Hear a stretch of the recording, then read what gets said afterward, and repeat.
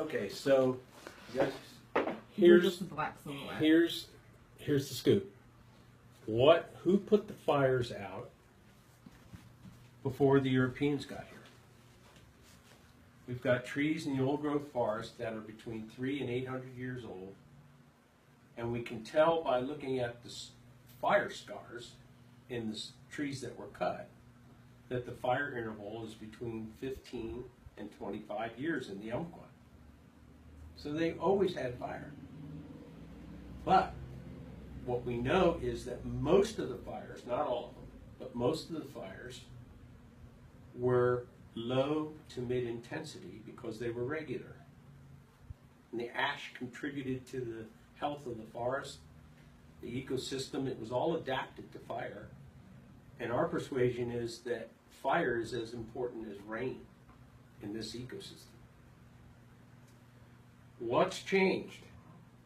Why are the fires larger and more intense? Since 1925 till now, there's been more than 1.5 million acres clear cut.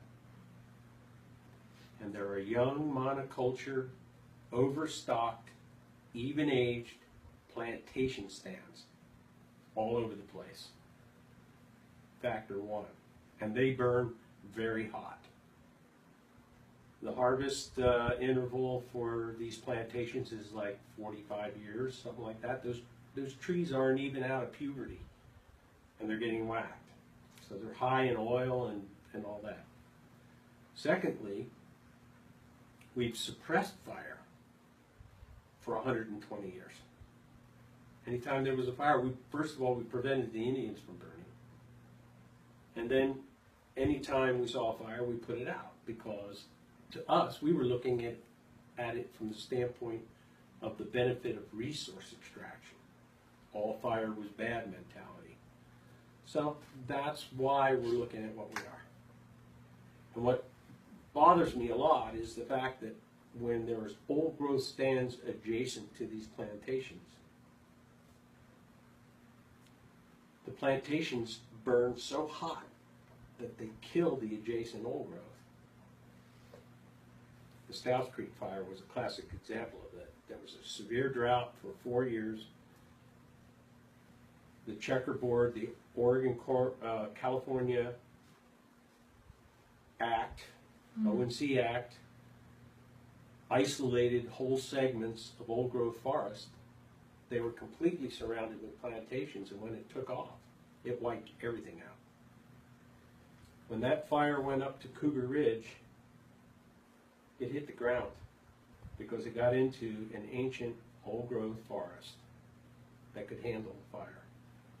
And you can go up there today and everybody goes, oh, it was a 23,000 acre fire. Well, the reality is only the first 6,000 acres, which really exploded, very volatile, the fire probability was at 98%,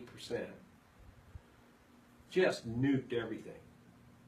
When it hit that old growth stand, it hit the ground, and apart from one of the drainages, which I think is Callahan drainage, Callahan Creek drainage, the rest of the fire was a good fire.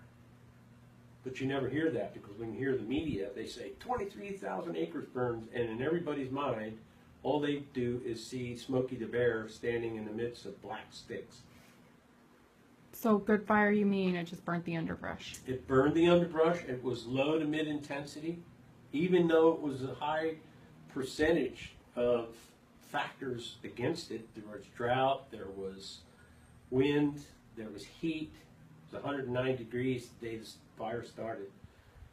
It still was able to handle it. So we've got to change. It's like everything else. We have to change our paradigm. We have to change our forest management paradigms, and we have to change our attitude toward fire. And if we don't do that soon enough, what can we expect here during the summers? This is the second year in a row I've been in this, but I've been through a lot of fires. This is what we can And expect. this is easy. This is like, I can breathe here. Driving from Tiller, which is where I live, it's about an hour and 20 minutes from here. Thick, dense smoke. I mean, enough to make me cough.